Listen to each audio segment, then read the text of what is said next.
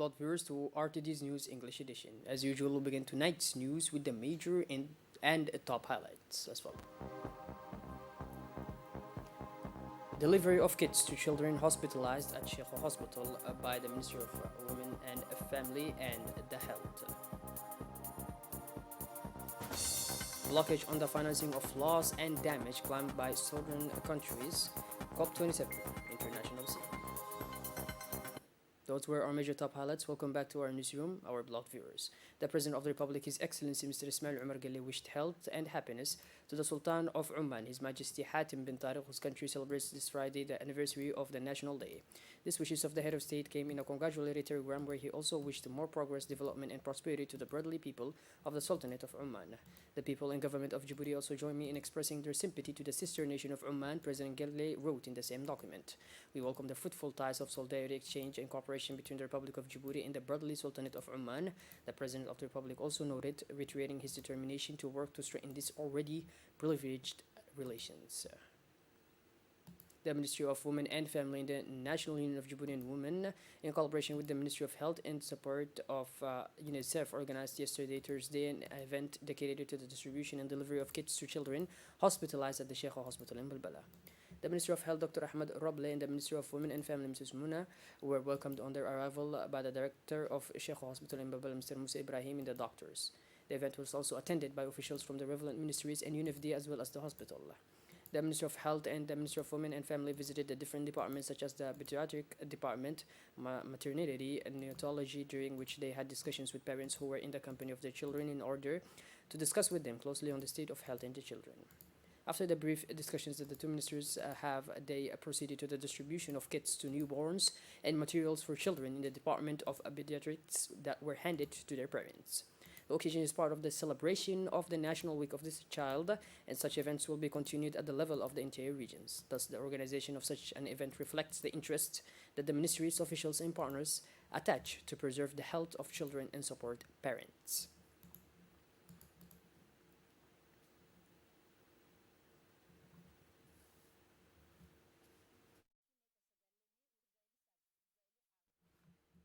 The Ministry of Health, Dr. Ahmed Roble, mentioned the importance of medical examinations for and as pregnant women to respect the four prenatal consultations. The Minister, for her part, expressed her satisfaction to participate in this occasion, which is dedicated to the distribution of kits for the benefit of children hospitalized in the hospital Sheikho in Balbala. For her part, the Minister of Social Affairs and Solidarity, Mrs. Uluf Ismail Abdo, accompanied by the Minister of Youth and Culture, Mrs. Hibu Mumin Asawi, visited the region of Ali Sibeh on Thursday, 14th of November. The ministers were accompanied by strong delegations such as the respective senior executives of the two ministries, the Director General of ADDS, Mr. Mahdi Muhammad Jama', the deputies of the region, as well as the local elected officials and local and regional authorities. The main objective of this visit was to inaugurate a community center which was initiated within the framework of the integrated project for money transfers and human capital training. Its construction was piloted by IDDS and executed by the community itself. The two ministers then met with the community, which had prepared a warm welcome for them. This was an opportunity to take stock of the government's contribution at the local level, but also to collect the governance of everyone. Finally, the Minister of Social Affairs and Solidarity proceeded to the laying of a stone for the construction of a 40 meters tree water tank that would cover the water needs of half of the village's population. Finally, the delegation took the opportunity to visit the historical moment that is the old railway station of Gorito.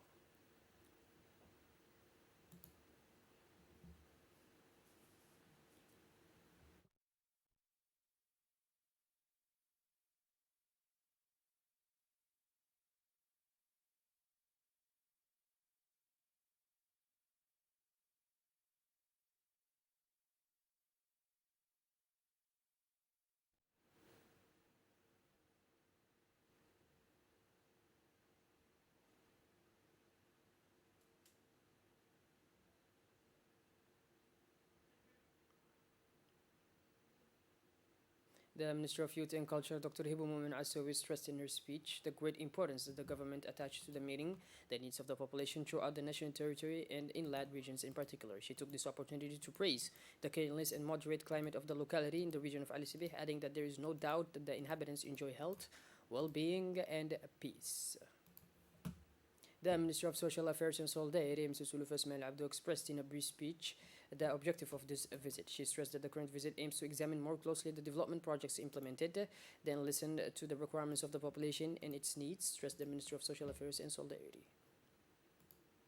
The Embassy of Algeria in Djibouti celebrates the 68th anniversary of the outbreak of the 1st of November 1954 revolution. On this occasion, the Ambassador of the People's Democratic Republic of Algeria acceded to Djibouti. Mr. Mohammed Erki offered an official reception at the Sheraton Hotel. The Djiboutian government was represented by the Minister of Muslim Affairs and Waqfs, Mr. Mu'min Hassan Bere. The commemorative ceremony took place in the presence of high-ranking civilian and military personalities, as well as members of the diplomatic corps acceded to Djibouti, where also present Algerian nationals and living in Djibouti, and many students graduated from Algerian universities.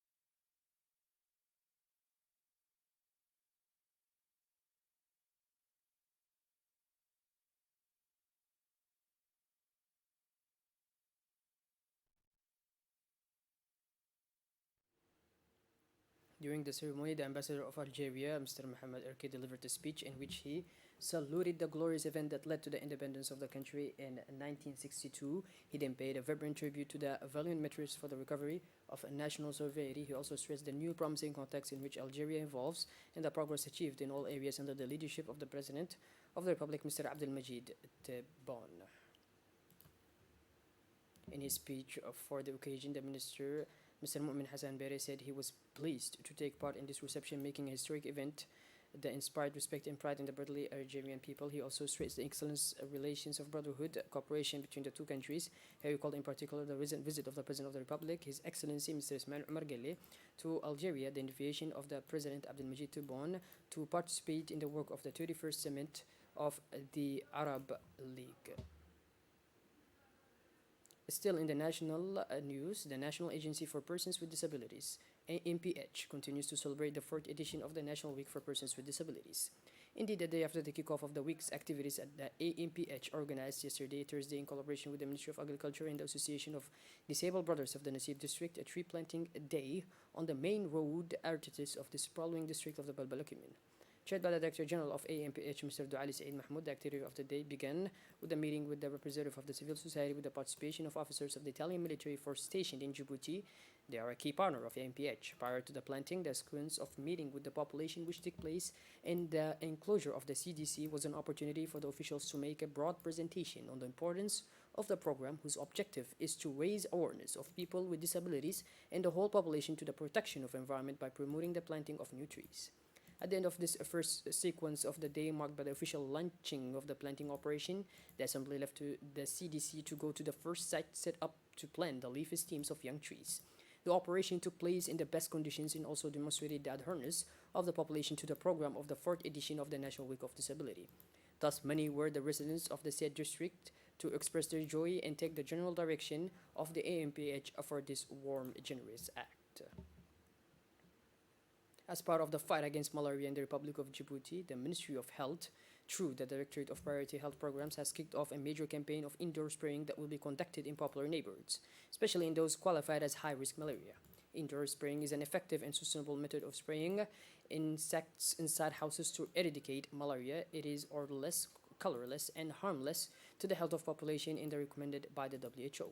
Recently introduced to our country, indoor spraying, which is also known in short as IRS, is a new methodology of vector control that has already proven its effectiveness in the fight against malaria. As a reminder, the neighborhoods concerned by this large-scale IRS campaign are Engela, FMP, Section 4, Arhiba, Section 5, 6, and Section 7.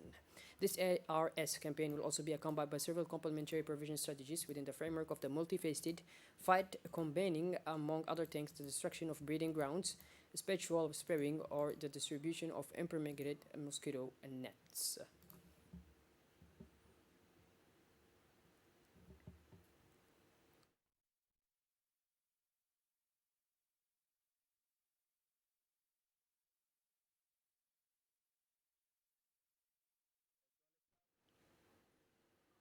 The Ministry of Environment and Sustainable Development, in collaboration with the Prefecture and the Regional Council of the City of Tajura, jointly organized on Thursday, November 17, a consultation and awareness meeting on the protection of nature. In addition, the Deputy Prefect Mr. Habib Jilani, the Vice President of the Regional Council, Dr. Abdul Qadir Umar, and the Deputy Director of Ecology and Nature Protection, Mr. Muhammad Elmi Usayyed. This meeting saw the participation of officers of the constituted bodies of this region and society. It was presented to the participants the national legislation on biodiversity enforced to Djibouti. Indeed, in accordance with the decree on the protection of biodiversity, hunting, capture, trade of all species of wild animals, their remains, skins, and trophies are prohibited throughout the territory of the Republic of Djibouti. Despite its small size, the Republic of Djibouti has a great biological diversity, both marine and terrestrial, spread throughout the territory that must be protected. In the discussions and debates of this meeting, it was discussed on certain species in captivity, but also on the growth phenomenon of charcoal. Finally, at the end of the session, the participants encouraged the Ministry of Environment to carry out other actions of sensitization, especially for the rural and remote areas of the country, in order to discuss with the populations. They also encouraged the authorities of the Tatara region to fight against this phenomena.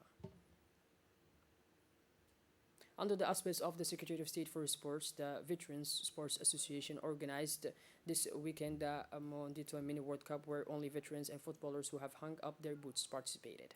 It was in this context that the Glade Stadium hosted today the drawing ceremony, followed by the handing over of the jerseys to the different captains in the presence of several personalities of the Djiboutian soccer world. The teams will wear the colors assigned the lottery of participants and historical winners of the World Cup. The games of the first group will be played tonight at King Fahad Sports Complex.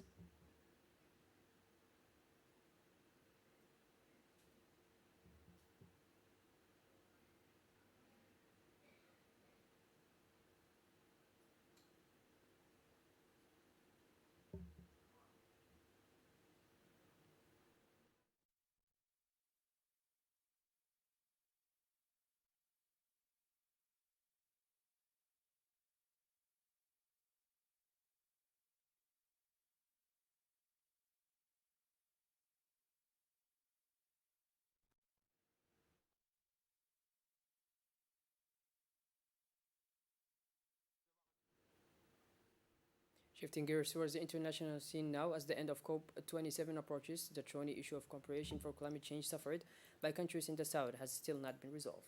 UN Secretary General Antonio Guterres urged participants on Thursday to find an ambitious and credible agreement, but discouragement is spreading among the countries most affected by the consequences of the said climate change.